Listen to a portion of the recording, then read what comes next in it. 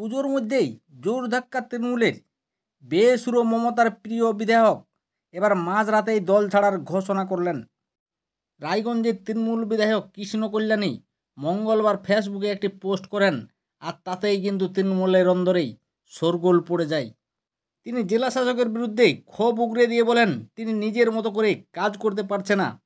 রায়গঞ্জের তৃণমূল বিধায়ক ফেসবুকে লিখেছেন, আমি কৃষ্ণ কল্যাণী একজন জনপ্রতিনিধি, জেলা শাসক হলে জনগণের সেবক। যদি পরিস্থিতি না বদলাই তাহলে আমি রাজনীতি ছাড়তে বাধ্য হব। তাছাড়া আমি কোনো দলের হয়ে আর কাজ করব না। আমি স্বাধীনভাবে মানুষের পাশে থেকেই তাদের সাহায্য করতে চাই। সমাজ মাধ্যমের এই পোস্ট ঘিরেই তৈরি হয়েছে রাজনৈতিক চাপানোতর। এর আগেই গত 23শে আগস্ট সমাজ মাধ্যমে বিধানসভার পিটিশন কমিটির চেয়ারম্যান পদ থেকেও ইস্তফা দেওয়ার কথা লিখেছিলেন কৃষ্ণ কল্যাণী। তারপরেই কিন্তু গত 10ই সেপ্টেম্বর সেই পদ থেকে ইস্তফা দেন তিনি। এবার জেলা শাসকের সঙ্গে বিবাদের কারণে রাজনীতি ছাড়ার হুঁশিয়ারি দিলেন কৃষ্ণ কল্যাণী। তবে কৃষ্ণ কল্যাণী রায়গঞ্জে কিন্তু একটা বড় ফ্যাক্টর। তাই তৃণমূল কংগ্রেস ছেড়ে বিজেপিতে গিয়ে 2021 সালে বিধানসভা নির্বাচনে প্রতিদ্বন্দ্বিতা করেন আর জয় পান কৃষ্ণ কল্যাণী। তবে সেখানে কিন্তু বেশি দিন থাকতে পারেনি, তাই সরাসরি আবার তৃণমূল কংগ্রেসে ফিরে আসেন।